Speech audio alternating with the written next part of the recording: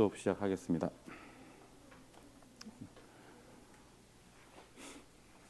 어제에 이어서 오늘도 포토샵 기초 시간이에요. 어제는 사진 불러와서 그 사진 크기 바꾸고 그 사진 위에 바로 글자 입력해서 저장하는 것까지 해봤습니다. 오늘은 이제 직접 내가 필요한 크기의 캔버스를 만들고 그 캔버스 안에 글자도 넣어보고 단색 배경도 만들어보고 사진도 불러와서 내가 필요한 부분만 복사해서 사용도 해볼 거예요. 제가 어제 시작할 때도 말씀드렸지만 포토샵으로 작업하는 방법이 크게 두 가지가 있습니다. 사진을 불러와서 그 사진에 바로 작업을 하는 게 첫 번째고요. 두 번째는 내가 필요한 규격의 캔버스를 만들고 그 캔버스 안에 필요한 요소를 집어넣어서 편집하는 그 두 가지 방법이 있어요. 두 가지를 다 하실 줄 알아야 되기 때문에 어제는 가장 기본적인 사진 불러와서 크기 줄이고 글자 입력하고 꾸미는 거 알려드렸던 거고요. 오늘은 두 번째 방법인 직접 내가 원하는 규격의 캔버스를 만들고 편집하는 과정을 진행을 합니다. 여기 되면 이제 실제 블로그 타이틀과 스킨 이미지를 만들어 볼 건데요. 두 가지 방법을 다 이용해서 만들어 볼 거예요. 실제 그 블로그에 올리기 위해서는 이제 또 추가로 필요한 부분이 있어요. 아래쪽에 있는데 지금 여기는 없지만은 여러분들 프린트물에는 아래쪽에 3번인가 있을 거예요. 폰트 저작권. 3번에 보면은 폰트에 대해서 설명을 하고 있어요. 자, 여러분들이 이제 블로그에 오픈된 공간에 인터넷이라는 오픈된 공간에 여러분들이 창작물을 업로드할 때 제일 발목을 잡는 게 바로 저작권이에요. 사진은 픽사베이에서 구해서 사용할 수 있습니다. 픽사베이는 저작권 출처 표기하지 않고 무료로 이용할 수 있는 곳이라서 마음 놓고 이용하실 수 있어요. 하지만 폰트는 다릅니다. 그래서 실제 연습할 때는 그냥 아무거나 사용해도 상관없지만 인터넷에 올리는 순간 그게 문제가 될 수 있어요. 이따가 자세하게 이야기하겠지만은 한 번에 잘못 걸리면 수천만 원 깨먹습니다. 농담이 아니고. 그래서 제가 처음에 그 블로그에 사진 사용할 때 그 사진에 대한 저작권 이야기했듯이 폰트에 대한 저작권도 다시 한번 짚어드리겠습니다. 그리고 직접 무료 폰트 구해서 사용하는 거 알려드릴 거고요. 그러면 실제 이제 여러분들이 포토샵으로 이미지를 편집해서 인터넷에 블로그에 올리실 수 있습니다. 마음 놓고. 오늘 사실 꽤 중요한 내용이에요. 집중해서 잘 들어주세요.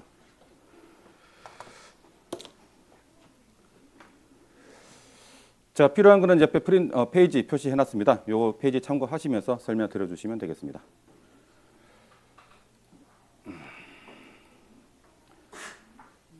자, 우선 포토샵 실행하시고요.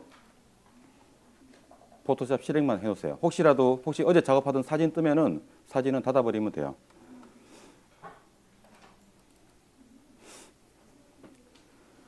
이 교재는 유튜브 영상 제작 과정을 진행하면서 그 과정 순서대로 만든 교재라서 유튜브 쪽으로 설명이 조금 치우쳐져 있어요. 하지만 기본은 똑같으니까 요거 참고하면 되겠습니다. 자, 일단 여기서 캔버스 설정 항목 요거 펼쳐 놓으시고 저를 따라서 해주세요. 자, 메뉴에서 파일 메뉴 눌러서 뉴 눌러줘요. 파일 뉴 새로 만들기예요. 파일 뉴 클릭. 그럼 이렇게 뉴 창이 뜹니다. 뉴 창. 자, 교재에 있는 내용과 비슷하죠. 요 항목 잠깐 설명드리면 위쪽에 네임이라고 되어 있는 게 캔버스 이름이에요. 항상 이름 먼저 설정하고 들어가야 됩니다. 자, 이름 요거 지우시고 일단은 연습이라고 적어주겠습니다. 연습.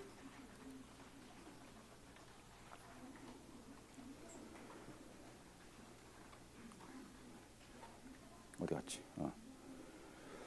자, 그리고 아래 프리셋을 클릭해 보시겠어요? 프리셋 클릭. 프리셋 여기 클릭. 자, 이 포토샵은 한 가지 용도로 개발된 게 아니죠. 인쇄용으로도 사용할 수 있고 사진, 편집, 출력용으로도 사용할 수 있고 그리고 인터넷에 올릴 수 있는 웹용 이미지도 만들 수가 있고요. 그리고 영상용 이미지도 만들 수가 있어요. 그래서 거기에 맞게 사전 설정되어 있는 규격이에요. 우리가 여기서 사용할 거는 웹 요거 한 가지예요. 웹. 자, 웹 선택. 프리셋은 웹. 외워놓으세요. 프리셋은 웹.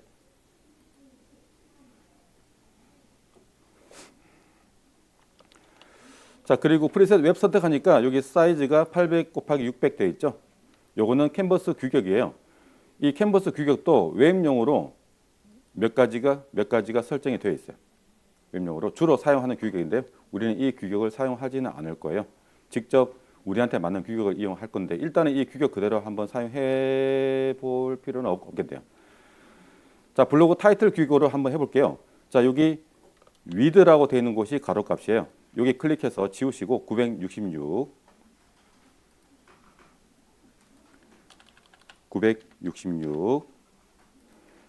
자, 주의사항이 있습니다. 이쪽 부분에서 마우스 휠 절대 돌리지 마세요. 이쪽에서 마우스 휠 돌리는 순간 단위가 바뀌어 버립니다. 그리고 여기 하이트 높이죠. 300. 우리 미리 캔버스에서 만들었던 캔버스 규격이죠. 966에 300 됐습니다. 자, 이거는 미리 알고 가야 되는 부분이라서 미리 설명드릴게요. 그대로 아무것도 누르지 말고 마우스 휠도 돌리지 말고 설명 들어주세요. 꽤 중요한 내용이에요. 자, 우리가 이 프리셋을 웹 선택을 한 다음에 값을 바꿨어요. 값을 바꾸니까 위에 프리셋이 뭘로 바뀌었죠? 그렇죠. 왜 바뀌었을까? 예, 여기 웹 선택을 하면은 설정되어 있는 규격 이외에 다른 규격을 입력을 했기 때문에 이게 커스텀, 즉 사용자 설정으로 바뀐 거예요. 요거 차이점 잘 기억해 놓으시고요. 요거 때문에 가끔 고민을 하는 분이 계시더라고. 왜 바뀌었지? 왜 선생님과 다르지? 나는 분명히 프리셋 웹 눌렀는데 왜 바뀌었지? 고민을 하는 분이 계시더라고요. 우리가 값을 바꿨기 때문에 바뀌는 거예요. 그리고 두 번째, 여기 단위. 뒤에 단위가 픽셀로 되어 있죠. 이게 우리가 만드는 캔버스가 가로, 세로. 요 단위가 픽셀인 거예요. 픽셀. 가로 크기, 세로 크기. 이 포토샵은 인쇄용으로도 이용할 수 있기 때문에 단위가 인치, 센티미터, 밀리미터 다양한 단위가 있어요. 그래서 이 프리셋을 웹 선택을 하게 되면 프리셋을 웹 선택하면 이 단위가 픽셀로 바뀌어요. 그래서 웹 선택하는 이유도 있습니다. 만약에 이건 그냥 잠깐 참고로 봐줘요. 제가 US 페이퍼로 해볼게요. 단위가 인치로 바뀌어버립니다. 다시 인터내셔널 페이퍼 밀리미터로 바뀌어요. 그 다음에 디폴트 포토샵 사이즈 이번에는 센티미터야. 줄 데가 없어요. 그죠? 이제는 포토 또 인치네. 이런 식으로 프리셋 선택하는 것에 따라서 단위가 바뀌어버립니다. 자, 이렇게 만약에 인터내셔널 페이퍼를 해가지고 단위 확인하지 않고 966이라고 적어버리면 966mm가 돼버립니다. 엄청나게 커져버리죠. 자, 그래서 여기 웹 선택하는 거예요. 이거 꽤 중요한 거라서 제가 계속 이야기 드리고 있어요. 프리셋 웹 선택하는 이유, 단위를 픽셀로 하기 위해서. 또 있어요. 여기 레졸루션. 이게 뭐냐면 1인치 화면상이에요. 화면상에서 1인치 사이에 들어가는 도트 개수예요. 픽셀 개수. 몇 개의 픽셀로 이미지를 표현할 거냐. 그게 바로 이 레졸루션인데요. 웹 선택을 하시게 되면 1인치 안에 총 72개의 픽셀이 들어가서 표현을 합니다. 만약에 이 프리셋을 인터내셔널 페이퍼로 하게 되면 300으로 바뀌죠. 무려 1인치 안에 300개의 픽셀을 이용하는 거예요. 이건 인쇄용이기 때문에 이렇게 섬세하게 표현을 하는데 웹용은 이렇게 섬세하게 표현을 할 수가 없어요. 그렇게 표현을 할 수도 없고 하지만 이건 또 참고로 알고 계시면 지금 스마트폰의 화면은 이미 72 이 픽셀 단위를 넘어섰어요. 보통 120에서 많게는 240 또는 360까지 실제 인쇄 품질보다 더 섬세한 화면을 요즘은 제공하고 있어요. 굉장히 기술이 좋아졌죠. 그렇다고 300을 사용할 수는 없어요. 항상 웹용은 70이라는 거. 또 있어요. 미안해요. 이론적인 부분이 많아요. 칼라 모드. RGB 칼라의 8비트. 이것도 웹용이에요. RGB가 뭐죠? RGB. R은 레드고요. G는 그린. B는 블루예요. 즉 레드, 그린, 블루, 빨간색, 초록색, 파란색을 사용하겠다라는 그런 뜻입니다. 빛의 삼원색이죠. 이게 빛의 삼원색이 RGB. 그러면 색의 삼원색은 빛의 삼원색과 색의 삼원색은 또 달라요. 우리는 이제 전문가 이런 걸 알고 있어야 돼. 최소한 용어라도 알고 있어야 돼. 자, 여러분들이 혹시 집에 컬러 프린터 있는 분? 컬러 프린터? 잉크젯이나 예전에 컬러 프린터 있죠? 사무실에도 컬러 프린터 있죠? 거기 색깔 뭐 들어가요? 흔히 그렇게 알고 있죠? 틀렸어요. CMYK가 들어갑니다. 이게 색의 K 빼고 이 CMY가 색의 삼원색이에요. 마지막에 K는 흑백이에요. 자, C는 시안, 사이안이라고 해요. 사이안, 시안. 그다음에 M은 마젠타, MAGENTA 마젠타. Y는 옐로우. 이게 색의 삼원색입니다. 시안, 사이안, 마젠타, 옐로우. 달라요. 그런데 이 색깔 중에 이게 있어. 있죠, 그죠? CMYK 컬러.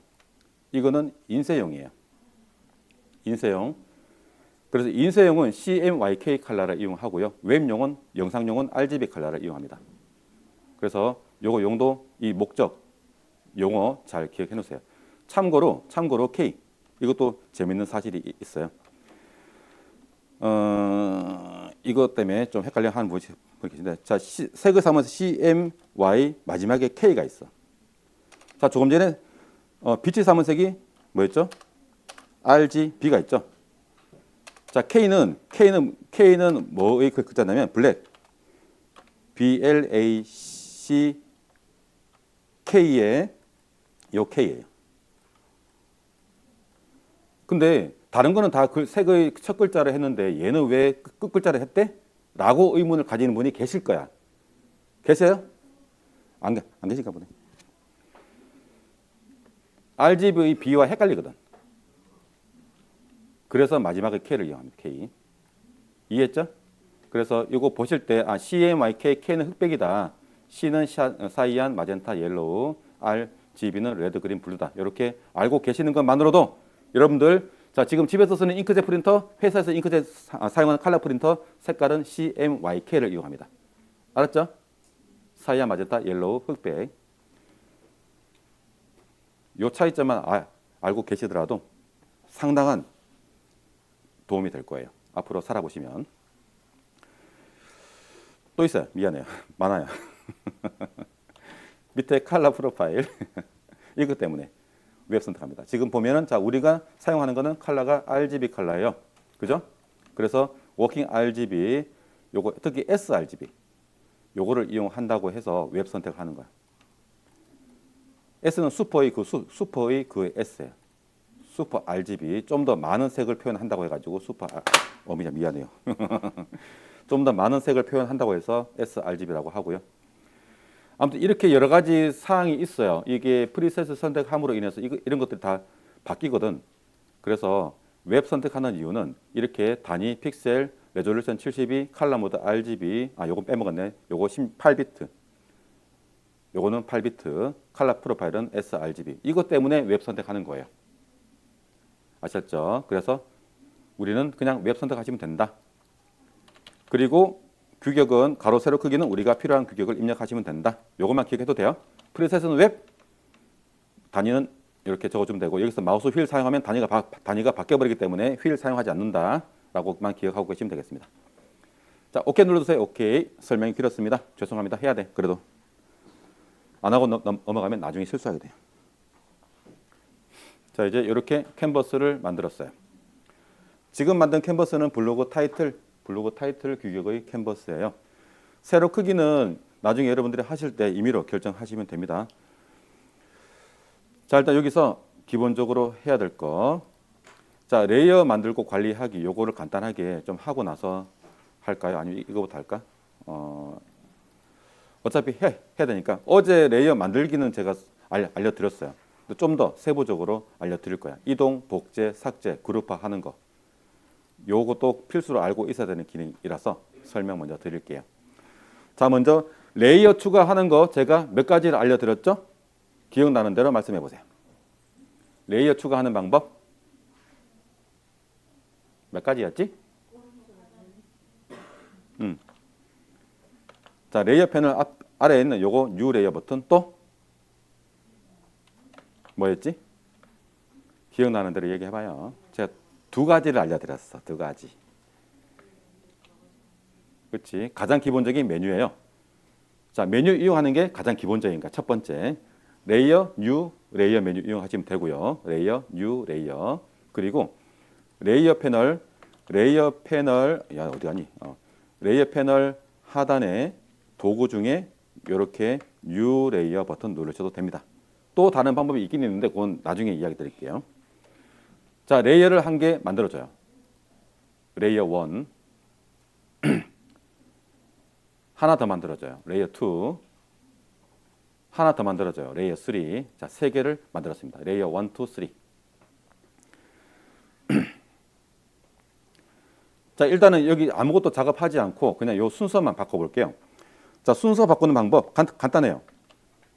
내가 이동하고 싶은 레이어를 클릭해서 위로 아래로 드래그 해봐요. 그러면 요 레이어 사이사이에 굵은 선이 딱 생길 때가 있습니다. 그때 놓으시면 그 사이로 들어가요.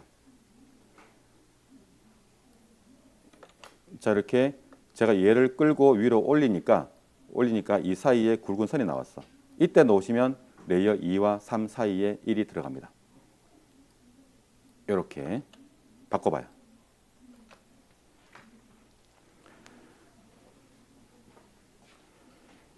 포토샵 작업 중에 레이어 순서 바꿔야 되는 경우가 꽤 많아요. 그래서 이거 알고 계셔야 되고요. 자꾸. 자, 이렇게 순서 바꾸시면 되고요. 자, 어제 레이어 특성 말씀드렸죠. 레이어는 투명한 필름이다. 지금은 전부 다 투명한 필름이기 때문에 아무것도 없고요.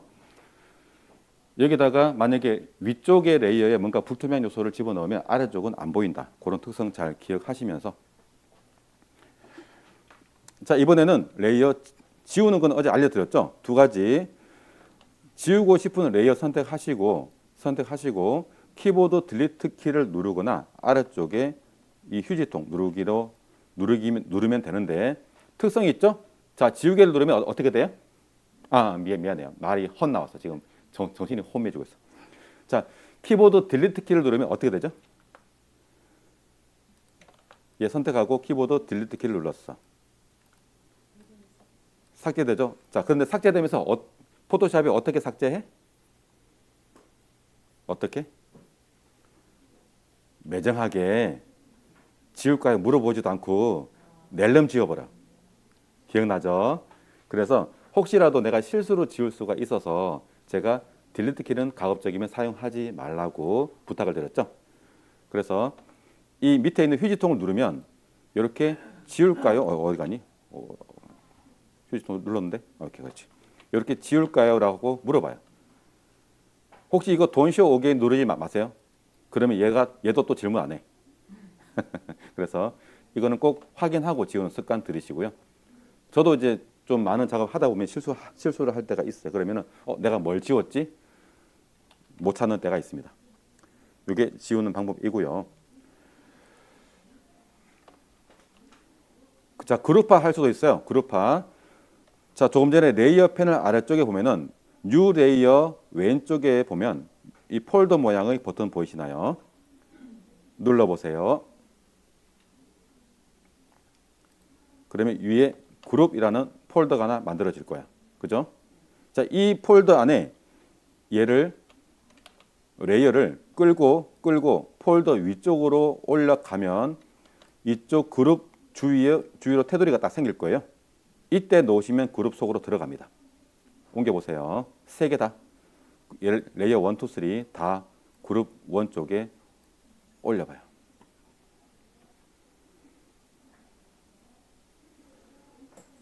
자, 그룹으로 하는 이유는 실제 편집을 하다 보면 단순하게 뭐 글자 몇 글자 적는 거는 상관없는데 제 블로그를 예시로 보여드릴까? 자, 이게 지금 포토샵으로 만든 이미지예요. 상단 스킨이.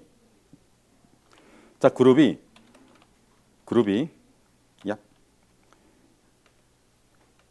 여기가 한 그룹이고요. 여기가 한 그룹이야.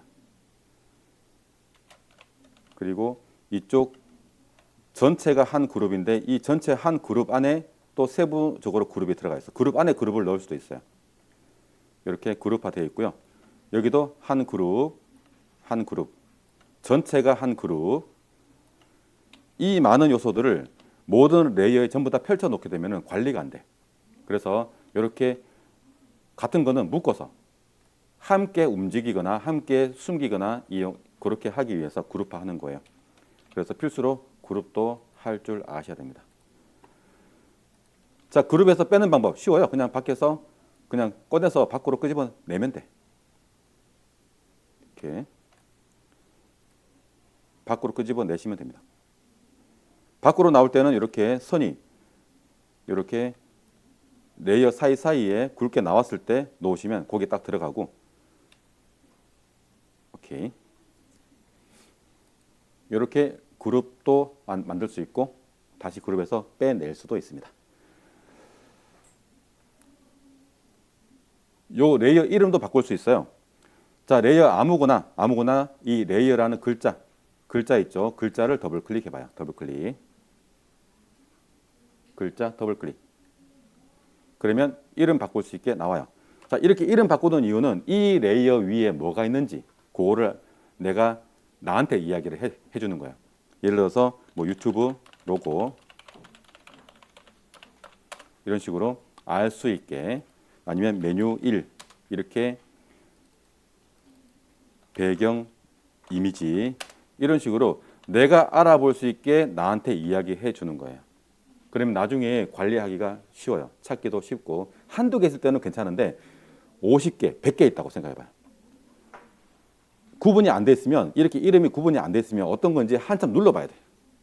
그죠? 그래서 이름 바꾸는 거 잘 기억해 놓으셨다가 필요할 때 용도에 맞게 이름 바꾸시면 되고요.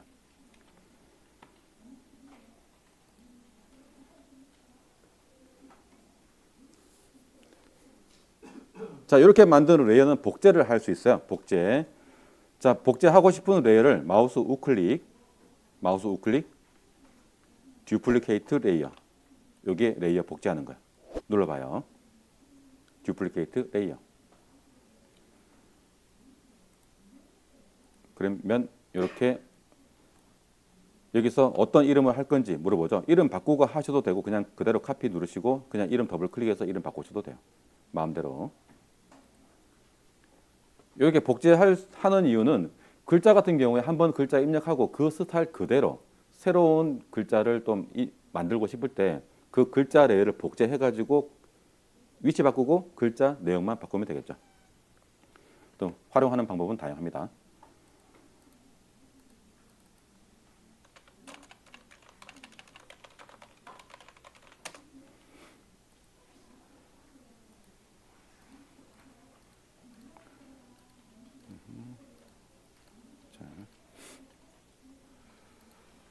자, 이렇게 만든 레이어는 이제 편집이 다 끝났어. 끝났으면 이제 수정을 하면 안 되겠죠. 지워도 안 되고 수정하지 못하게 잠글 수 있어요. 잠그고 싶은 레이어 선택하시고 이쪽 위에 자물쇠 버튼 보이죠? 얘를 눌러봐요. 자물쇠. 그러면 이렇게 옆에 자물쇠가 나오면서 잠긴 표시가 나옵니다. 다시 한번 누르면 잠긴 게 풀리고요. 이렇게 잠겨져 있으면 삭제도 안 되고 수정도 안 됩니다. 그래서 편집이 다 끝났다 그러면 잠궈 놓으세요.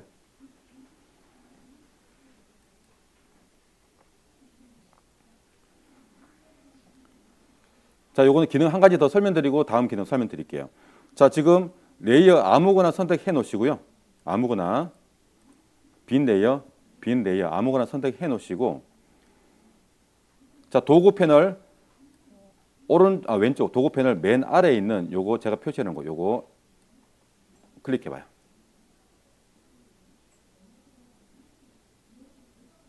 얘 이름이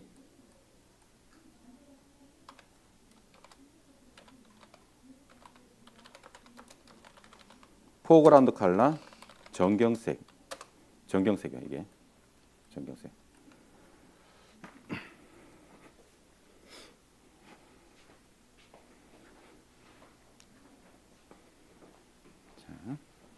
자, 정경색 누르고 계세요. 확인 좀 하고. 밑에 거 누르면 안 돼요. 위에 거 눌러야 돼. 제가 표시한 거 다 눌러야 돼. 밑에 거는 백그라운드예요. 자, 이렇게 눌러 놓으시고.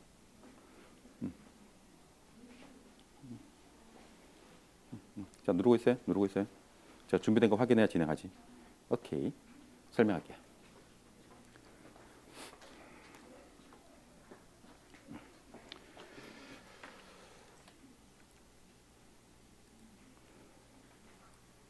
자, 이거 색깔 선택하는 거 어제 잠깐 사용해 봤지만 다시 한번 설명드리면, 이쪽 가운데에서 내가 사용하는 색깔을 먼저 찾아줘야 돼요.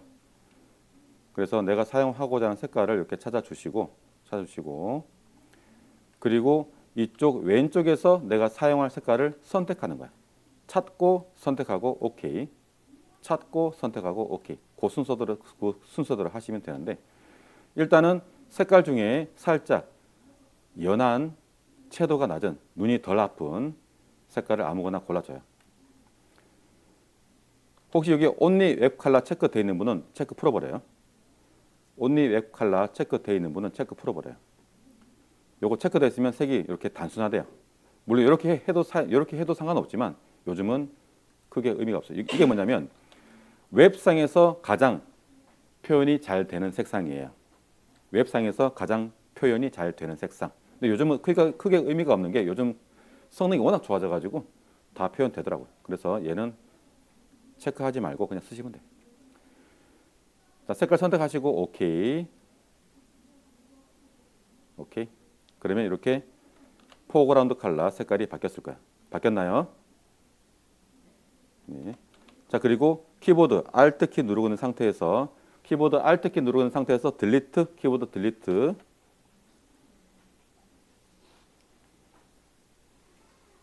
자, 지금 방금 한 게 이거예요. 단색 배경 만들기에서 Alt 딜리트예요. 자, 이 Alt 딜리트는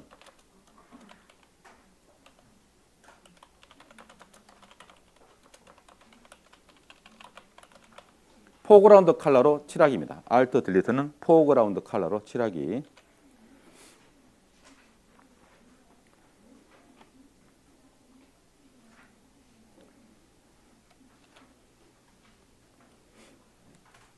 자, 그리고 방금 색을 칠한 위쪽 레이어에 글자 아무거나 적어봐요. 글자 아무거나. 글자 적기 위해서 타입 툴 선택. 자, 지금 여기 포그라운드 컬러를 선택해놨기 때문에 글자 색깔도 같은 색깔로 되어 있어서 글자 안 보일 거야. 타입 툴 선택하시고 위쪽에 옵션 바에서 글자 색깔 먼저 바꿔주고 진행하세요. 그리고 글자 색깔 바꾸고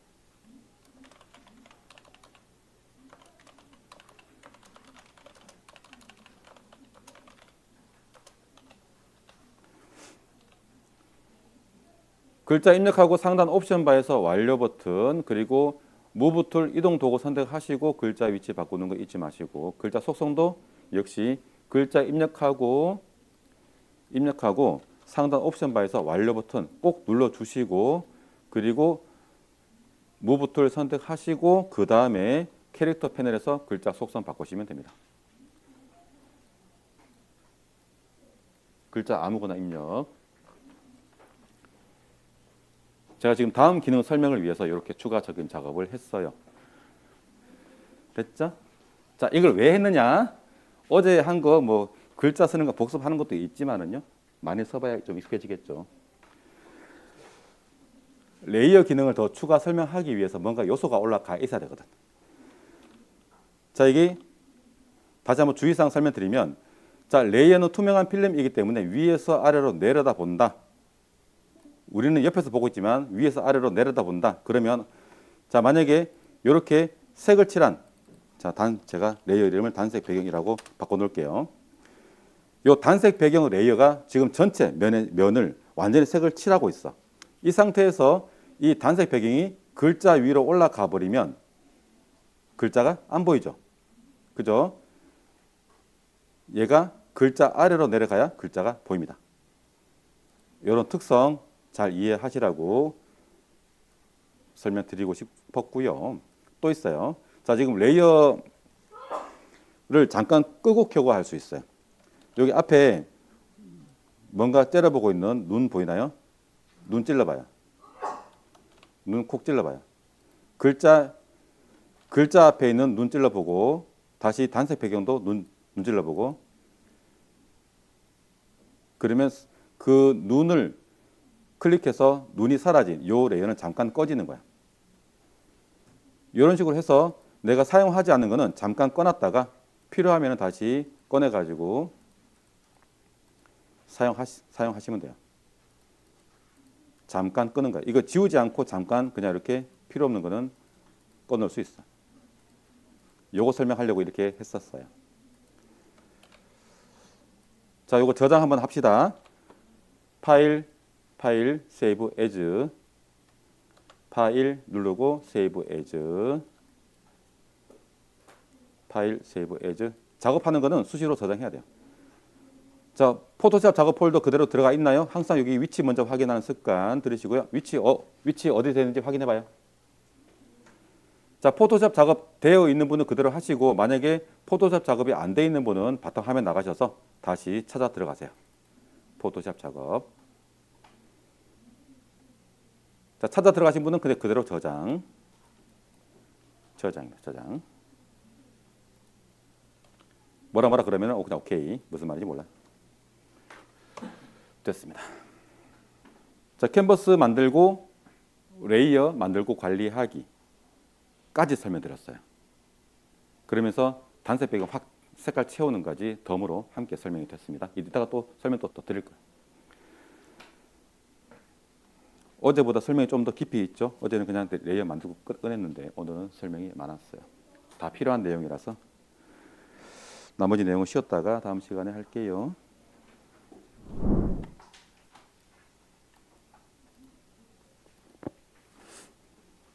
자, 아직 할 게 많아요. 그리고 오늘 다 못할 수도 있어요. 내일까지 이어서 할 수 있어요. 자, 1교시에는 캔버스 만들기, 그리고 레이어 관리하는 거, 그리고 단색 배경 칠하는 거까지 해봤습니다. 캔버스 만들기, 레이어 만들고 관리하기, 그리고 단색 배경 만들기. 요건 다시 한번 추가로 또 설명드릴 거예요. 단계가 조금씩 올라갈 거예요. 그만큼 어려워진다라는 이야기입니다. 하지만 피해갈 수 없는 길이에요. 피해갈 수가 없어. 요즘 아무리 AI 시대이긴 하지만 이 포토샵은 어쩔 수 없는 것 같아요. 가장 기초적인 내용은 직접 해야 되기 때문에. 자, 2교시에는 좀 더 많은 내용을 진행할 거예요. 1교시에는 좀 기초적인 내용 설명한다고 시간 좀 많이 보냈고 2교시는 실제 기능적인 부분 많이 설명드리겠습니다. 자, 이거 레이어 특성에 대해서 잠깐 설명드리고 진행할게요. 자, 어제하고 오늘에 이어서 계속 지금 레이어에 대해서 이야기하고 있는 이유는 그만큼 레이어가 포토샵에서 굉장히 큰 비중을 차지하기 때문에 계속 설명드리는 거예요.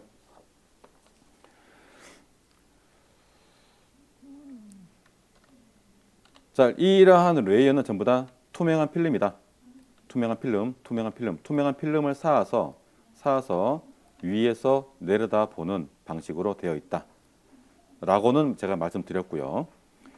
그래서 내가 필요한 요소를 이 레이어 위에 올려서 모두를 합쳐서 보는 방식으로 편집을 한다.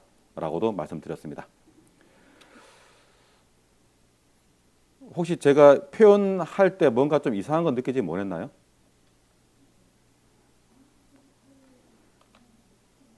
못 느꼈나요?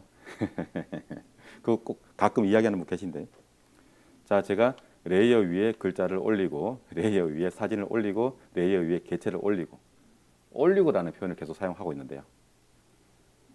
거기에 대해서 궁금하지 않으셨어요? 왜 올리고라고 하지? 거기에 대한 의문을 가지셔야 돼. 보통 이제 레이어에 뭐 그리고 쓰고 만들고 뭐 꾸미고 그렇게 하라고 하는데 이렇게 이해를 해야 돼요.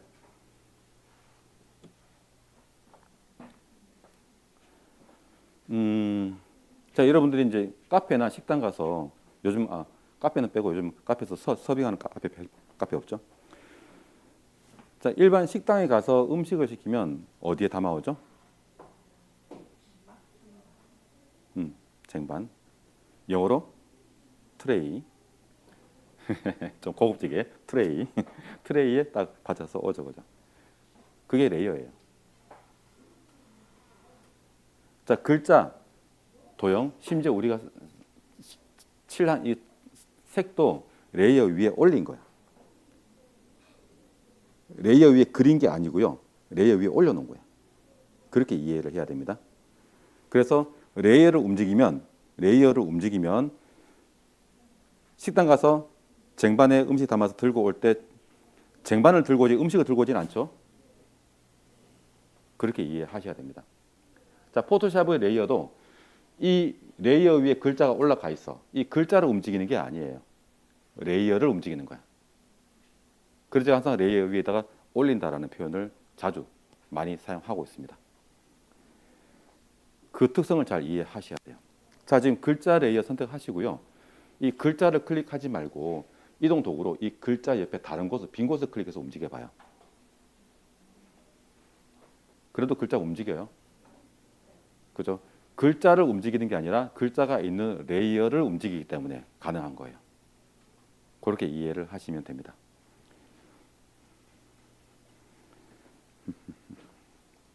그래서 포토샵은 이 레이어 특성을 잘 이해를 해야 돼. 그리고 레이어를 잘 이해해야 되고 레이어와 친해져야 포토샵이랑 작업하기가 수월해집니다. 자, 이렇게 레이어 위에 올려놓은 글자 그리고 앞으로 그릴 도형, 글자나 도형, 사진 이러한 것들을 개체, 오브젝트라고 합니다. 오브젝트. 레이어 위에 올려놓은 이 개체, 오브젝트는 레이어를 움직임으로 인해서 움직일 수가 있습니다. 물론 실제로 이 개체를 움직이기도 해요. 이따가 해볼 거야. 왜냐면은 자, 쟁반 위에 음식을 놨는데 좀 부족해. 그러면 다시 배열해가지고 공간 만들어서 음식 그릇을 놓듯이 레이어 위에도 내가 올린 개체 위치를 바꿔줄 수 있다라는 거.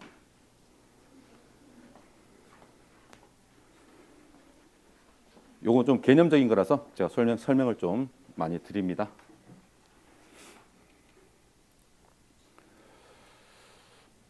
자, 그리고 일단 이렇게 해서 레이어에 대한 설명을 끝내고 제가 또 필요하면 제가 또 추가로 더 설명드릴게요. 참고로 제가 설명드리지 않은 거는 궁금해도 누르지 마세요. 빠져나오지 못해요. 제가 못 끌어내드려요. 포토샵 초기화 해야 돼. 제가 설명한 것만 눌러주세요. 자, 이렇게 해서 레이어에 대한 설명은 끝내고요. 이제 뭘 하나 아니면 이거 할 거예요. 이거 단색 배경 만들기. 그러면서 도구, 페인트 버켓 툴, 일명 페인트 통, 그리고 조금 전에 사용했던 Alt 딜리트 하나 더 있어요. 컨트롤 딜리트도 있어요. 그거까지 설명드릴게요.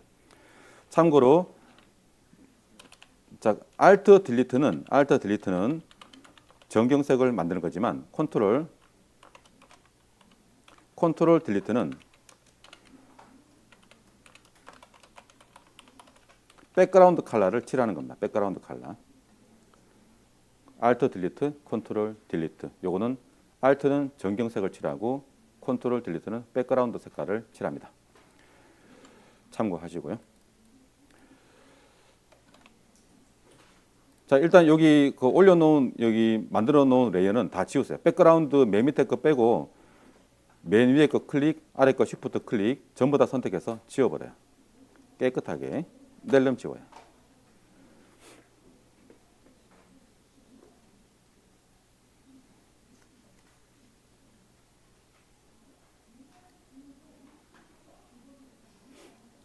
그리고 레이어 한 개만 만들어주세요. 레이어 한 개만. 레이어 1.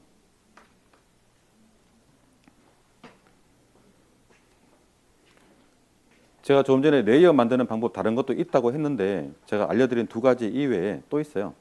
뭐 대표적으로 단축키를 이용하는 방법 또는 뭐 다른 도구를 이용하는 방법도 있는데 그냥 뉴 레이어 버튼 누르면 그게 제일 쉬워.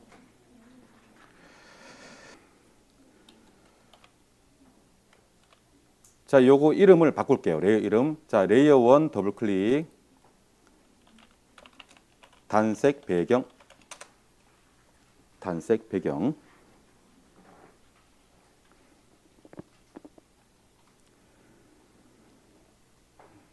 이렇게 레이어는 용도에 맞게 이름 정해 놓으시면 관리하기가 편리하다 그랬죠. 자, 여기 단색 배경 레이어에다가 배경색을 칠할 건데요. 다시 이쪽에 포그라운드 컬러 클릭. 포그라운드 컬러 클릭. 포그라운드 컬러 전경색이요. 이게 전경색. 자, 여기서 설명 잠깐 듣고 해주세요. 이쪽 가운데는 내가 사용할 색깔을 찾아주는 거라고 그랬죠. 찾아주는 거예요. 여기서 찾아주면 여기서 선택한다 라고 그렇게 말씀드렸어. 그래서 찾아주기만 하고 하면은 아무것도 안 바뀌어요. 왜냐하면 여기 봐봐. 여기 이쪽이 내가 선택한 색깔이에요. 그래서 색깔을 찾아주시고 그 다음에 왼쪽에서 내가 사용할 색깔을 결정을 하시면은 여기에 색깔이 나옵니다. 자, 요거는 이미 하실 수 있겠죠. 자, 그런데 자, 배경색으로 사용하는 색깔은 보통 채도가 낮은 색깔을 이용합니다. 즉 눈이 안 부신 색깔을 이용해요. 여러분들 집이나 사무실에 벽에 무슨 색이죠? 이 강의실만 해도 벽이 무슨 색이죠? 흰색 아니에요. 흰색 아니야.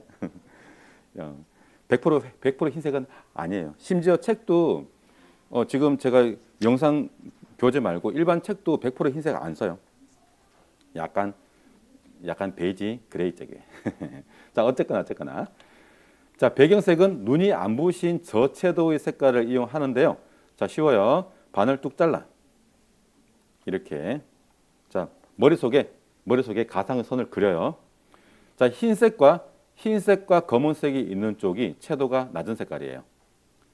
다시 4등분을 하게 되면 자, 흰색 쪽은 밝으면서 채도가 낮은 색깔, 검은색 쪽은 어두우면서 채도가 낮은 색깔입니다. 물론 정확하게는 이렇게 사용할 수는 있어요. 하지만 좀 어려우니까 쉽게 이렇게만 설명드립니다. 그래서 이쪽은 가급적이면 사용하지 말고요. 눈부셔. 여기는 좀 사용해도 돼요. 괜찮아요. 그러면 쉽게 4등분 했다고 하면요. 흰색이 있는 반대편 쪽은 색깔을 사용하지 않는다. 라고 이해하시면 되겠네요. 알겠죠? 그래서 여기서 배경색을 하나 찾아보세요. 저는 진하게 다크하게 오늘 다크 해줄 거예요. 다크.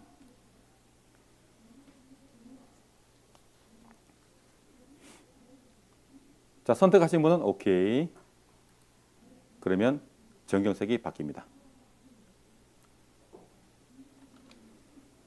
자, 전경색 선택하신 분은요. 밑에 배경색, 요거 백그라운드 컬러도 클릭해가지고 흰색 말고 다른 색깔, 흰색 말고 다른 색깔로 바꿔주세요. 저는 살짝 이렇게 잘 보이게 흰색 말고 다른 색, 서로 다른 색깔 선택해주세요. 서로 다른 색깔. 보통 배경색까지 사용하는 경우는 잘 없는데 제가 그냥 이거 기능 설명드리려고 두 개를 다른 거 선택하라고 한 거예요. 자, 선택하신 분은요. Alt Delete 한번 눌러보시고 Ctrl Delete 한번 눌러봐요. Alt Delete, Ctrl Delete. 레이어 선택해야 됩니다. 단색 배경 레이어 클릭 선택 해놓고 Alt Delete, Ctrl Delete. 그냥 그대로 Ctrl Delete 바뀌죠? 자, Alt Delete는 전경색을 전체 칠해 주는 거고요. Ctrl Delete는 배경색을 전체 칠해 주는 겁니다. 물론 색을 칠하는 도구는 따로 있어요. 오케이, 잘하셨습니다. 자, 이걸 언제 써먹느냐? 이거를 이렇게 전체적으로 배경을 칠할 때 Alt Delete, Ctrl Delete 누르기도 하는데요. 보통은 이제 페인트 칠하는 색을 칠하는 도구는 따로 있어요.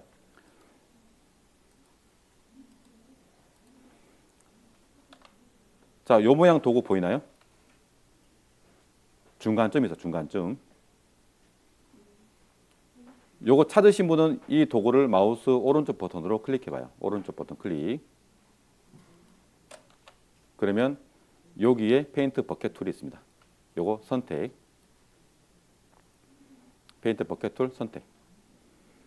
그러면 선택한 도구로 기본 도구 모양이 바뀌죠? 바뀌어 있죠.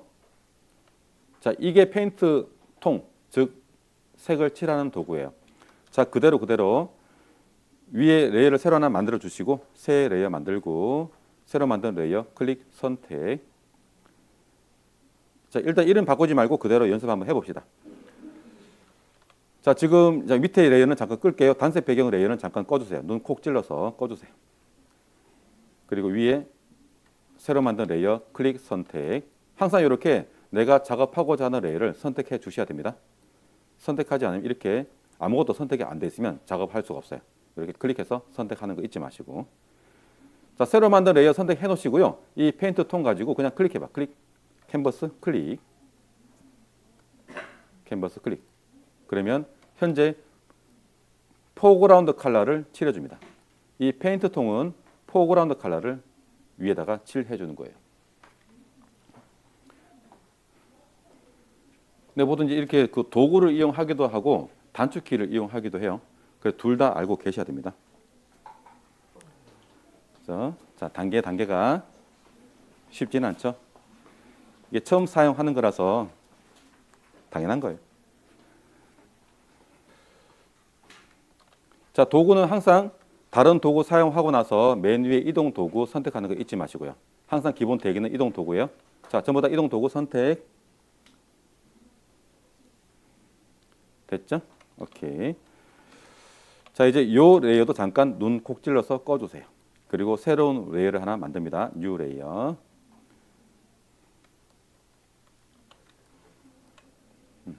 새로운 레이어를 하나 만들어주세요. 자, 그 다음에 알려드릴 내용은 됐고요. 여기서 이 도형 그리기가 있는데 여기 색을 이게 단색 배경 만들기 말고 여기 하나가 더 있는데 이걸 지금 설명드릴까? 필요하겠네요. 여기 한 제가 부분적으로 요거 하나 제가 추가할게요. 아무래도 필요할 것 같으니까.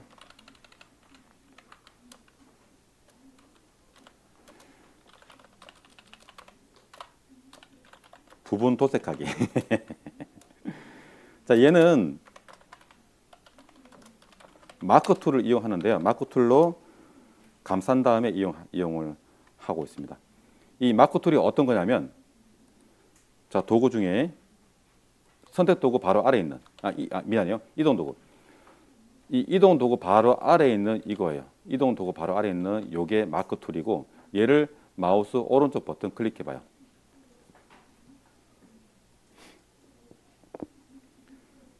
이 도구를 오른쪽 버튼 클릭하면 이렇게 렉트앵글러 마크 툴, 일립티컬 마크 툴, 그다음에 싱글 로우 마크 툴, 싱글 컬러 마크 툴, 여기 네 가지가 있어요. 즉 사각형, 동그라미, 수평선, 수직선 네 가지 모양을 만들 수가 있는데, 자, 일단 렉트앵글러 마크 툴 기본 선택되어 있을 거예요. 그래도 한번 선택해 주시고 렉트앵글러 마크 툴.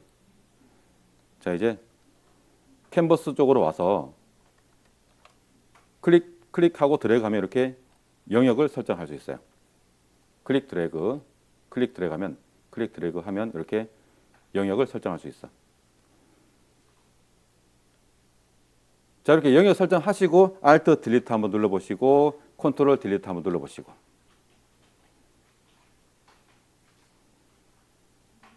그러면 부분적으로 내가 필요한 부분에만 색을 칠할 수 있고 이런 식으로 도형도 만들 수 있어요. 다시 마크 툴을 우클릭, 이제는 원 선택해서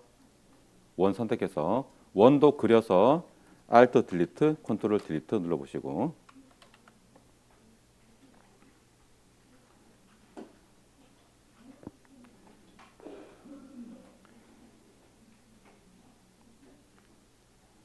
자, 이렇게 마킹된 거를 해제하려 그러면은 해제를 해줘야 되거든요. 그래야 다른 작업을 할 수 있어. 해제 안 하면 다른 작업을 할 수 없어요. 그래서 이 마킹한 거, 요 마크 툴을 이용해서 만들어진 이 표시 없애는 거는요. 위에 메뉴 셀렉트, 디셀렉트, 셀렉트, 디셀렉트, 요건 단축키 외워놓으시면 더 편해요. 굉장히 많이 이용하는 단축키예요. 컨트롤 D, Deselect, 컨트롤 D. 이거는 무조건 외워요. 다른 건 몰라도 이건 무조건 외워. 컨트롤 D, Deselect. 그럼 이렇게 막힌다는 게 사라집니다. 자, 이런 식으로 이 마크 툴을 이용해서도 이렇게 부분적으로 칠을 하면서 도형을 만들 수 있는데, 저는 지금 이 두 개를 한 레이어에 올렸지만 사실은 이것 따로 레이어에 올리는 게 좋아요. 지금은 이동을 하게 되면 한꺼번에 이렇게 이동해요. 그래서 개별로 이동하고 싶다 그러면은 따로따로 분리하는 게 좋아요.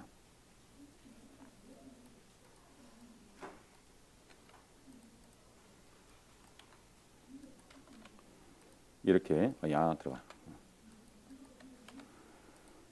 이렇게 따로따로 만들게 되면 개별로 움직일 수 있기 때문에 편집할 때는 가장 기초예요. 모든 개체는 한 개의 레이어에.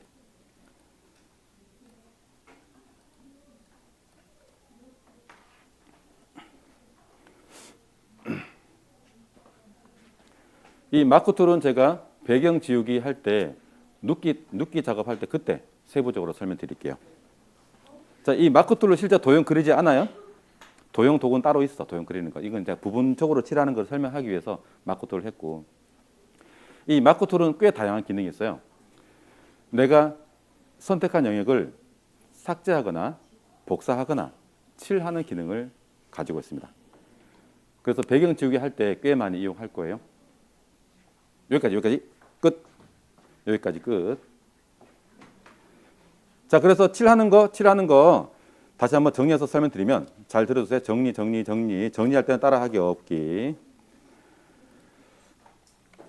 자, 이렇게 레이어 전체를 칠할 때는 칠할 색깔을 정경색을 선택을 하고 페인트 통으로 그냥 여기를 클릭해서 칠하거나, 아니면 키보드 Alt, Delete 눌러서 칠하거나, 이렇게 전체적으로 색을 칠하시면 되고요. 자, 부분적으로 만약에 필요해, 그러면은 그때 이용할 수 있는 방법이 바로 이 마크 툴이에요. 그 외에도 기능이 많은데 가장 대표적으로 이용할 수 있는 게 이 마크 툴인데요. 이 마크 툴은 사각형, 동그라미, 수평선, 수직선 그을 수 있어. 자, 이걸 어떻게 활용하느냐, 잘 봐요. 수평선을 선택할 거야. 수평선 선택. 그리고 색깔은 흰색을 선택할 거야. 그리고 수평선 그려. 자, 포토샵은 다양한 용도로 활용할 수 있죠. 이거 가지고 홍보물을 만든다고 생각했을 때 Alt, Delete. 자, 수평선이 하나 그어졌죠? 이동 도구, 이동.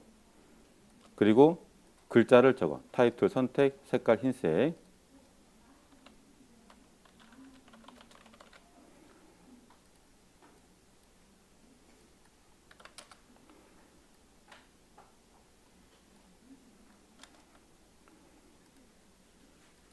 아니, 지우면 안 되지.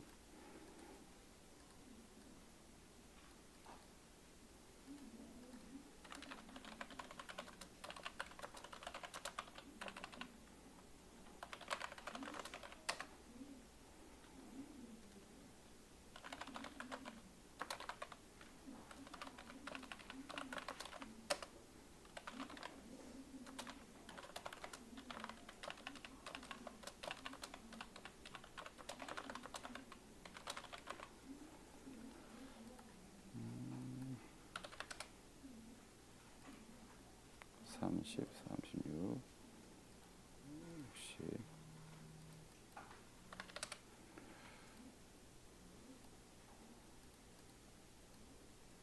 자, 이렇게 수평선을 간단하게 하나 긋고 뭔가 제목과 내용을 분리하는 이러한 편집을 할 때도 꽤 많이 이용하고 있고요. 이 마크 툴은 숨겨진 기능이 많아요. 보통 이렇게 선택한 곳을 지우는 기능도 가지고 있고요. 제가 사진을 불러올게요. 사진을 불러왔어.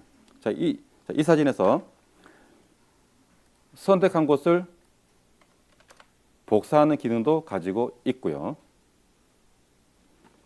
그리고 색을 칠하는 기능도 가지고 있습니다.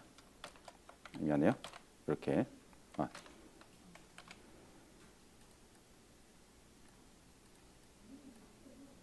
그래서 이 마크 툴은 이제 포토샵 사용하면서도 기본으로 사용해야 되는 도구이긴 해요. 하지만 이 기능은 제가 배경 지우기 할 때 그때 실제 사용하면서 할 거니까 여기까지 설명 끝. 끝.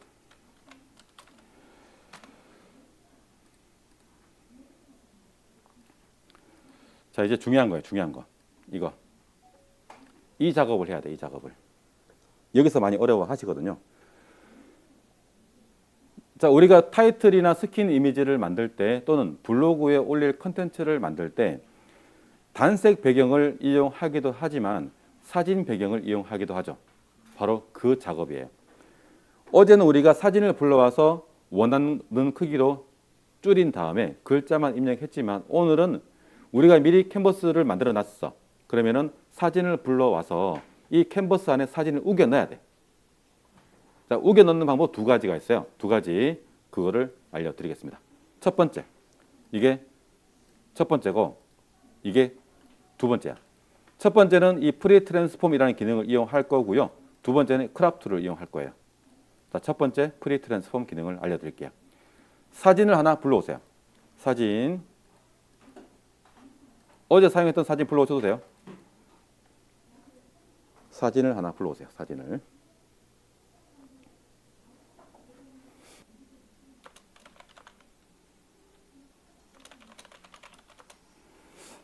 자, 제가 순서를 간단하게 정리해 봤어요. 자, 요 순서예요. 일단 설명드리고 진행할게요. 사진 불러왔죠? 그 다음에 이 사진을 전체 선택을 할 거예요. 전체 선택하는 단축키는 컨트롤 A 또는 메뉴에서 셀렉트 메뉴에서 올 선택하셔도 돼요. 셀렉트 메뉴에서 올. 그러면 전체 선택이 돼요. 그 다음에 사진을 복사하죠. 컨트롤 C 단축키 알죠? 복사는 컨트롤 C. 그 다음에 이제 직접 만든 캔버스로 이동을 한 다음에 붙여넣기를 하는 거야. 그러면은 복사한 사진이 붙여넣기가 됩니다. 그 다음에 중요한 거.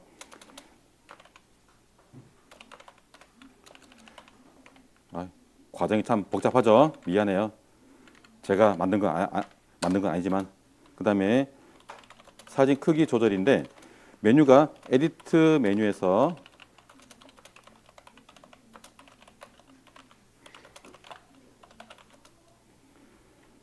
사진 크기를 조절하는데 에디트 메뉴에 보면은 프리 트랜스폼이라는 메뉴가 있습니다. 이 메뉴를 사용할 거예요. 그 다음에 마지막으로 조절 완료. 역시 상단 옵션 바에 완료 버튼 뭐죠? 체크죠. 이거 체크. 완료. 클릭 또는 엔터. 이렇게 해서 완료할 수 있습니다. 많다. 참 많은 과정이 있다, 그죠? 이거 하는데 그래서 이 포토샵이 어려워요. 무슨 과정이 이렇게 많은지, 그죠? 자, 요 그대로 해보겠습니다. 자, 사진 불러왔죠? 자, 요거 먼저 설명드릴게요. 자, 사진을 불러오시게 되면 위쪽에 옵션 바 바로 아래에 요게 확인될 거예요. 보이시나요? 요게 뭐냐면 캔버스 탭이야. 캔버스 탭. 얘 이름이 캔버스 이동 탭이라고 부를게요. 캔버스 이동 탭. 캔버스 탭. 캔버스 탭. 눌러보시면 연습 PSD 눌러보시면 조금 전에 우리 새로 만든 캔버스로 이동할 거고요. 다시 위에 사진 불러온 거 캔버스 탭 눌러보면 사진으로 이동합니다. 사진 이동. 이렇게 왔다 갔다 할 수 있어요. 그리고 캔버스 탭에는 여기 X가 있어요. X. 이 X는 이 캔버스를 닫는 거야. 클로즈. 또는 다들 캔버스 선택하시고 파일 클로즈 어디 갔지? 클로즈. 파일 클로즈. 요거 눌러도 닫힙니다. 두 가지 방법. X 또는 파일 메뉴 눌러서 클로즈. 그렇게 하시면 되고요. 자, 이제 얘를 전체 선택을 해야 돼. 전체 선택. 사진을 복사하기 위해서 선택하고자 하는 영역을 내가 포토샵한테 알려줘야 돼. 나 이거 복사할래. 그래서 그렇게 알려주는 방법이 전체 선택이에요. 자, 전체 선택하는 단축키는 컨트롤 A 또는 셀렉트에서 all 선택하시면 돼요. 셀렉트 all 컨트롤 A 눌러봐요. 컨트롤 A. 자, 요거는 포토샵에서만 제공하는 기능 아니고요. 모든 프로그램에서 공통적으로 사용할 수 있는 단축키 컨트롤 A 전체 선택입니다. 잘 기억해놔요. 모르는 사람 굉장히 많아요. 몰라도 뭐 크게 지장은 없는데 좀 불편할 뿐이에요. 셀렉트 all 누르시고 그러면 이렇게 사진 주위로 반짝반짝하는 점선이 생겼을 거예요. 이 점선이 바로 조금 전에 사용했던 이 마크 툴로 감싼 마크 영역인 거예요. 이 마크 툴로 전체를 감쌌다고 이해하시면 돼요. 자, 이제 복사할게요. 컨트롤 C 또는 에디트 카피 복사하시고 컨트롤 C 누르셔도 되고 에디트 카피 누르셔도 됩니다. 에디트 카피. 자, 이제 복사했으니까 이쪽 우리가 만든 캔버스 탭으로 이동해야 되겠죠? 캔버스 탭 클릭. 캔버스 탭 클릭. 이렇게 우리가 만든 캔버스로 올라왔어. 자, 저는 지금 여기 레이를 다 지웠어요. 여러분도 다 지워버려요. 렐름 지워요. 홀라당 지워버려요. 지우기 아까우신 분은 그냥 두셔도 상관없는데 아마 저랑 달라서 조금 방황할 수도 있어요.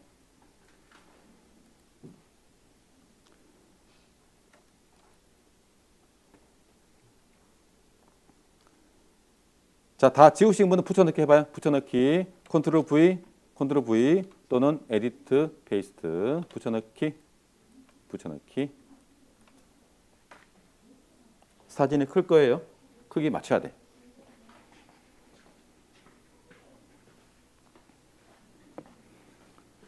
한 단계 이제 가면 갈수록 멀미 날 수도 있어요. 자, 이 사진을 이제 클릭해서 움직여 보면 이렇게 움직이는데 실제 내가 사용하는 캔버스보다는 굉장히 크죠. 그리고 우리가 만든 캔버스는 가로로 길게 되어 있고 세로가 짧죠. 근데 사진은 어때요? 이렇게 크죠. 그래서 이 전체 사진에서 우리가 사용하려고 만든 이 캔버스에 맞게 사진을 내가 어디를 어떻게 보여줄지 위치와 크기를 결정하시고 조절하셔야 됩니다. 그래서 크기를 바꾸는 기능은 이거예요. 프리 트랜스폼이라는 기능이거든요. 프리 트랜스폼. 상단에 에디트 메뉴 클릭해서 에디트 메뉴 클릭 그리고 프리 트랜스폼 클릭. 요거 단축키 컨트롤 T예요. 요것도 포토샵에서 굉장히 많이 이용하는 단축키니까 조금 전에 디셀렉트 컨트롤 D와 함께 이 프리 트랜스폼 컨트롤 T 단축키도 함께 외워 놓으시면 사용하기가 많이 편해집니다. 자, 프리 트랜스폼 선택해 주세요. 프리 트랜스폼 클릭 선택. 그리고 캔버스 보기 비율을 좀 줄여 두세요. Alt 키 누르고 마우스 휠 다운. 이렇게 캔버스 주위로 테두리가 보일 때까지 크기를 줄여 주세요. Alt 마우스 휠 다운. 휠 업은 크게, 휠 다운은 작게. 자, 프리 트랜스폼 기능을 이용해서 캔버스를 이렇게 좀 크기를 줄이면 실제 사진 크기만큼 테두리가 보입니다. 자, 이 테두리는 여러분들이 복사한 사진에 따라서 달라요. 작게 나올 수도 있고요. 더 크게 나올 수도 있고 작게 나올 수도 있고 다 달라요. 사진에 따라서 다 다릅니다. 자, 하지만 중요하게 봐야 될 게 뭘 보느냐? 바로 이 테두리만 봐요. 그리고 이 테두리의 조절점. 모서리에 있는 요 사각형 그리고 여기도 조절점이 있어요. 자, 이 조절점은 크기를 바꾸는 기능을 가지고 있어요. 보면 총 1개, 2개, 3개, 4개, 5개, 6개, 7개, 8개의 조절점이 있네요. 이 8개의 조절점을 이용해서 크기를 바꿀 수가 있는데요. 진짜 설명 잘 들어주세요. 제발 플리즈 100만 번. 디자인 첫 번째, 가로 세로 비율 유지하는 거. 자, 이미 만들어진 사진도 그렇고 이미 만들어진 디자인 요소는 가로 세로 비율이 정해져 있어 이미. 이거 바꾸지 마세요. 무슨 말이냐? 이건 정말 중요하니까 제가 설명 꼭 하고 넘어갈게요. 잘 들어줘요. 이거 안 하면 진짜 제가 잔소리 할 거야. 뒤에 가서 손 들고 있으라 그럴 거 아니야. 예. 디자인은요, 생각해야 될 게 많고 지켜야 될 것도 많고 챙겨야 될 것도 많고 배려해야 될 것도 많아요. 자, 제가 예쁘고 귀여운 아이 사진을 하나 가지고 왔습니다. 자, 이거를 그대로 복사할게요. 컨트롤 A, 컨트롤 C, 그리고 캔버스 가서 붙여넣을게요. 컨트롤 V. 자, 크기가 작다 보니까 이렇게 어떠한 본이 흔히 디자인 처음 하시는 분들이 이런 실수 100%예요. 100%. 어떻게?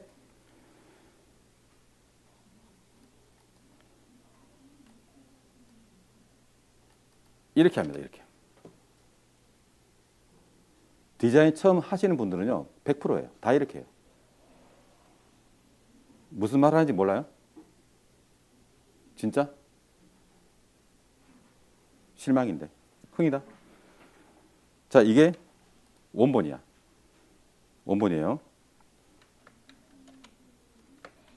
자, 이 예쁜 아이를요. 어디 가니? 이렇게 하기도 하고요. 이렇게 하기도 하고요. 못생겼잖아. 눌렸잖아. 이렇게 하기도 하고요. 뭐야 이게? 길 가다가 봐봐요. 많이 보여 실제로 이거. 이거 제가 좀 혼을 많이 내야 되는데 그 디자인 한 사람 제가 가서 진짜 혼내고 싶어. 자, 어느 집 할매 곰탕이 있어. 원조 할매 곰탕.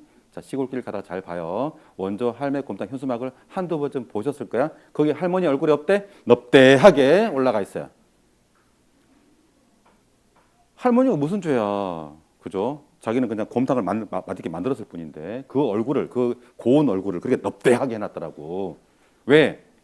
공간은 채워야 되고 욕심에 채우고 싶은 욕심에 늘어뜨린 거 이렇게 하지 말라고.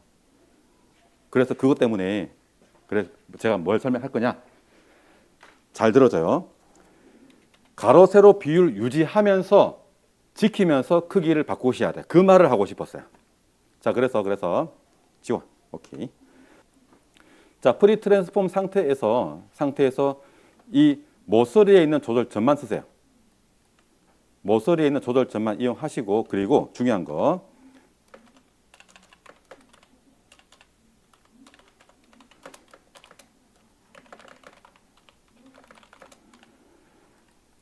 이 모서리 점을 키보드 Shift 키와 함께 누르고 움직이세요.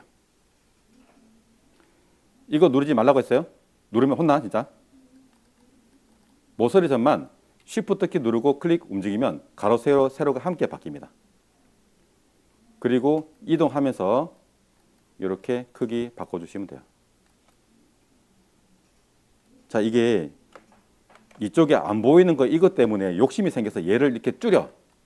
그러면 이제 저한테 혼나는 거야 이제. 알겠죠? 가로 세로 비율 유지하면서 옮기시고요. 크기 바꾸시고 위치는 이렇게 옮기시면 돼요. 클릭해서 이쪽에 클릭해서 옮기시면 되고 다 되면 상단의 옵션 바에서 완료 또는 키보드 엔터 눌러서 완료하시면 됩니다. 비울 줄 알아야 됩니다. 버릴 줄 알아야 돼. 욕심은 안 돼요. 자, 만약에 난 다 보여주고 싶어. 그만큼 캔버스 크기를 늘려. 그럼 되잖아. 그런데 타이틀은 세로가 최대가 600이라는 거. 스키는 마음대로 늘려도 돼요. 아, 어렵다. 디자인 어려워요. 만약에 캔버스 크기를 늘리고 싶죠. 캔버스 크기. 그러면 위에 이미지 메뉴 눌러봐요. 이미지 메뉴. 캔버스 사이즈 선택. 캔버스 사이즈 선택. 클릭. 자, 그럼 이렇게 캔버스 사이즈 선택하는 게 나와요. 자, 여기서 하이트 값을 늘려봐. 600. 하이트를 600. 그리고 오케이. 그러면 이미지 크기가 바뀌는 게 아니고 실제 캔버스 크기가 더 바뀝니다. 이렇게 하면 좀 더 내가 표현하고자 하는 부분을 좀 더 많이 표현할 수 있겠죠. 그죠? 제가 누누이 부탁드리는데 제가 모든 기수분들한테 제가 이렇게 잔소리하고 있어요. 가로 세로 비율 제발 지켜주세요. 넙대하게 하지 말고요. 가로 세로 비율을 보통 안 지키시는 분들의 특징이 다 보여주고 싶은 거야. 그 한정된 공간 안에. 그러다 보니까 막 늘리고 줄이고 하다 보니까 늘어나고 줄어들고 해가지고 억지로 막 우겨 넣어요. 보기 싫어요. 하지 마세요. 제발 부탁드립니다. 그런 부탁은 제가 꼭 드리고 싶어요. 디자인 처음 배우시는 분들이 100%입니다. 100%. 어느 누구 한 사람에게 대상에서 제외되지 않더라고. 해보니까 100%더라고. 왜냐면은 모르니까 왜 그렇게 해야 되는지도 모르고 방법도 몰라. 그래 가로 세로 비율 유지할 수 있는 방법도 모르고요. 왜 해야 되는지도 모르고 안 배웠으니까 당연한 거야. 그래 그게 잘못된 게 아니고 이제 배웠으니까 가로 세로 비율 유지하면서 바꾸시라는 거. 자 가로 세로 비율 유지하면서 바꾸기 위해서는 모서리 점을 키보드 Shift 키와 누르고 함께 조절하신다. 위아래 좌우 조절점을 누르지 않는다. 근데 그게 또 해야 될 경우도 있어요. 자 지금 제가 설명드린 거는 이러한 사진, 인물 사진, 풍경 사진, 사진 플러스 이미지 플러스 로고, 업체 로고라든지 그러한 가로 세로 비율이 틀어지면 안 되는 그런 요소는 꼭 반드시 지켜주셔야 됩니다. 이런 걸 설명하니까 시간이 많이 걸리네. 그죠? 어렵다. 자, 지금 이게 불러온 사진을 캔버스로 복사해서 붙여넣기였었어요. 자, 두 번째는 이거죠. 불러온 사진을 캔버스 크기로 자른 다음에 복사하는 거야. 자, 이거 교재 237쪽 참고하면서 설명 들어주세요.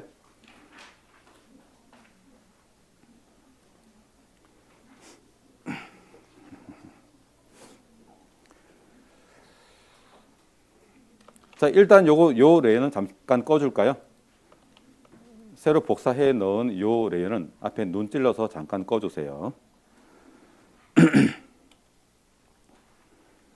그리고 다시 사진 쪽으로 넘어갑니다. 사진 들어가고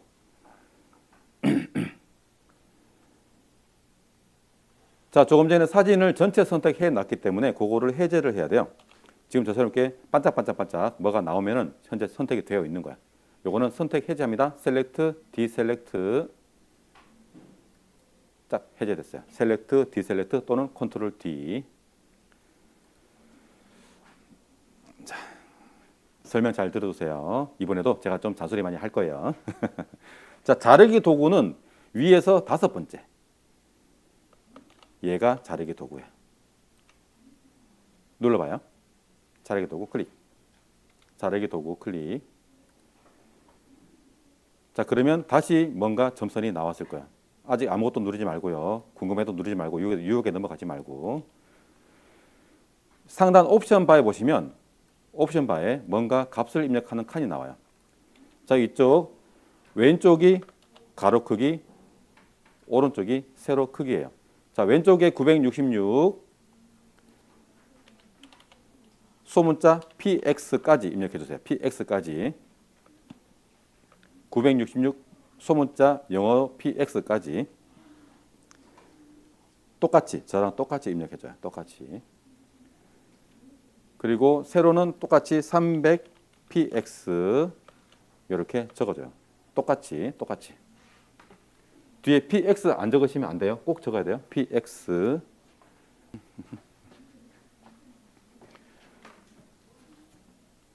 자, 설명 잠깐 드릴게요. 여기 px라고 적은 이유는 단위예요. 단위. 우리는 픽셀 단위로 이용하기 때문에 px라고 적었고요. 만약에 여기 px를 적지 않으면 비율로 처리가 돼. 비율. 그래서 반드시 픽셀 단위 넣어 주셔야 됩니다. 자, 이제 이렇게 뭔가 표시가 바뀌었을 거야. 그죠? 자, 여기서 설명 잠깐 듣고 해주세요. 자, 여기는 Shift 키를 누르지 않아도 돼요. 다행히. 그냥 모서리 점만 클릭해서 움직이면 자동으로 가로 세로 비율이 유지되면서 이렇게 바뀌어요. 그래서 내가 보여주고 싶은 부분을 범위를 결정해 주는 거야. 이렇게 모서리 점을 이용해서 내가 보여주고자 하는 부분을 범위를 결정하시고요. 이동은 이쪽 테두리 안쪽을 클릭해 가지고 이동하시는데 여기 가운데 요 표시는 누르지 말고요. 요 주위를 클릭해서 이동하셔야 됩니다. 제가 이렇게 이야기해도 궁금해서 누르시라고 눌러도 상관없어요. 단지 사진이 안 움직일 뿐이에요. 요거 말고 이쪽 주위를 클릭해서 사진을 움직이시면 돼요. 이렇게 크기와 위치 맞춰 주시고요. 다 됐으면 역시 상단 옵션 바에 완료 버튼하고 엔터 누르는데, 자, 주의사항 있죠. 요 안쪽이 실제 우리가 사용할 거예요. 그래서 욕심을 부려가지고 난 위에도 쓸래 이렇게 할 수 있어. 그러면 이쪽은 그냥 없는 거야. 비어 있는 거예요. 즉 이것도 욕심을 버릴 줄 알아야 됩니다. 내가 딱 필요한 것만 이렇게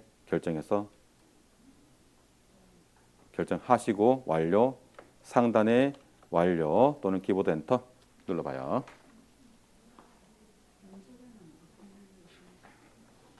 됐나요? 오케이, 다 됐죠? 다 됐으면 완료 또는 엔터. 다 됐으면 완료 또는 엔터. 자, 완료하신 분은 이동 도구 선택해 놓으세요. 이동 도구, 기본 이동 도구, 항상 다른 도구 이용하시고 이동 도구. 완료하지 않고 이동 도구 누르면 뭔가 창이 뜰 거예요. 자, 그 다음에 요거를 이제 이후 과정은 이거예요. 똑같아요. 전체 선택하고 붙여넣기까지만 하면 돼. 자, 전체 선택하고 붙여넣기까지 여기까지만 하시면 돼. 왜냐면 이미 크기를 다 조절했기 때문에 크기 조절할 필요가 없죠, 그죠? 자, 전체 선택 해볼까요? 컨트롤 A 또는 셀렉트 올. 컨트롤 A 또는 셀렉트 올. 그 다음에 복사, 컨트롤 C 또는 에디트 카피. 복사, 컨트롤 C 또는 에디트 카피. 그리고 옆에 연습 캔버스 가셔서 연습 캔버스 클릭,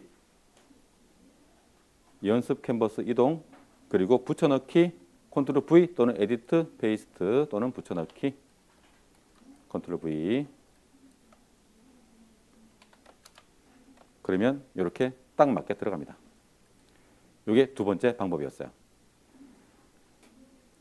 자, 요 순서, 요게 아래쪽에는 어떻게 나오냐면 여기,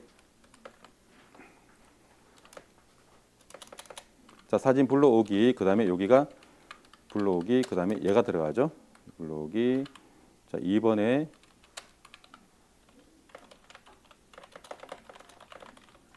자르기, 3번 전체 선택, 4번 복사하기, 5번 캔버스 탭 클릭, 6번 붙여넣기. 나머지 7번, 8번은 필요 없고. 오케이. 자, 요거예요. 요 순서. 자, 요 순서입니다. 요 순서. 자, 시간 들을 테니까 복습해봐요. 이 기능 중요하니까 복습. 두 가지 다 해봐요.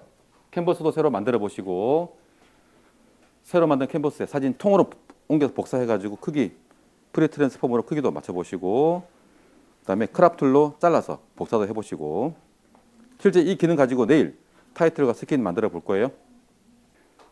나머지 기능은 그 도형 만들고 하는 거는 내일 그 타이틀과 스킨 만들면서 그때 설명드릴게요. 오늘은 여기까지. 복습 시간입니다. 복습해봐요.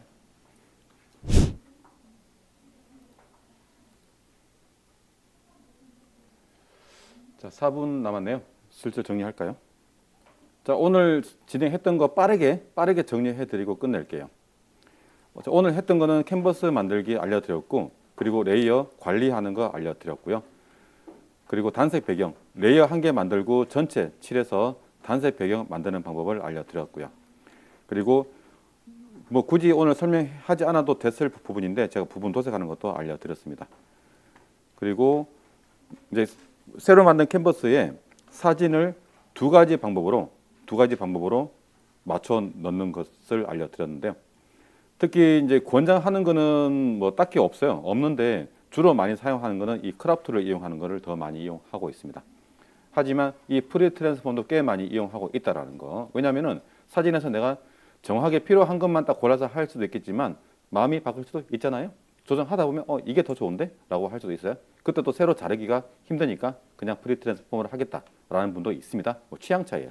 어쨌거나 제가 두 가지를 다 알려드렸는데요. 나머지 내용은 내일 하기로 하고요. 다시 한번 설명드리면, 자, 새로운 캔버스를 만들기 위해서는 파일 눌러서 New 눌러서 만듭니다. 파일 New. 그리고 위쪽에 캔버스 이름 적어주고, 캔버스 이름 보통 이제 용도에 맞게 적으시면 되겠죠. 그리고 프리셋은 웹 선택하시면 되고요. 웹 아무것도 고민하지 말고 웹. 그리고 내가 사용하고자 하는 규격에 맞게 값을 입력해 주면 돼요. 가로 세로.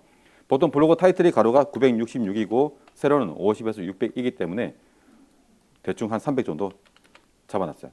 그리고 다른 거 전혀 건들지 않고 바로 OK 누르면 끝납니다. 이게 이제 만들어진 캔버스고, 여기에다가 사진을 옮겨 넣는 방법은 두 가지겠죠.